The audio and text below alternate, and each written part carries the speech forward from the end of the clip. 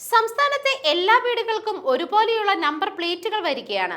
സ്വർണ്ണ നിറത്തിൽ ആകർഷകമായ രീതിയിൽ നമ്പർ പ്ലേറ്റ് തയ്യാറാക്കാനുള്ള ആലോചനകൾ സർക്കാർ തലത്തിൽ പുരോഗമിച്ചുകൊണ്ടിരിക്കുകയാണ്.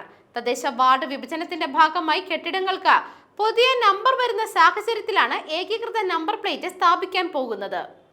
വീടുകൾ, ഫ്ളാറ്റുകൾ, ഓഫീസുകൾ എന്നിങ്ങനെ ഓരോന്നിനും ഓരോ ഡോറായി കണക്കാക്കിയാണ് നമ്പർ നൽകുന്നത്.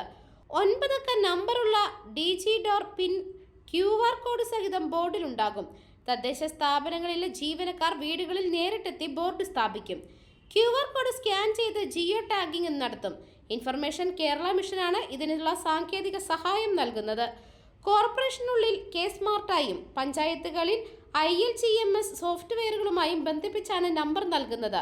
ബോർഡ് തയ്യാറാക്കുന്നതിലെ ചിലവ് തദ്ദേശ സ്ഥാപനങ്ങൾ വഹിക്കും. തദ്ദേശ തിരഞ്ഞെടുപ്പിന് മുൻപ് നടപടികൾ പൂർത്തിയാക്കാനുള്ള ആലോചനയിലാണ് തദ്ദേശ വകുപ്പ്. ഡീലിമിറ്റേഷൻ കമ്മിറ്റിയുടെ നടപടികൾ അന്തിമഘട്ടത്തിലേക്ക് കടക്കുമ്പോൾ തദ്ദേശ വകുപ്പും നമ്പർ പ്ലേറ്റ് സ്ഥാപിക്കുന്നതിനുള്ള നടപടിക്രമങ്ങൾ ആരംഭിക്കും. News desk മെഗ്നവിഷൻ.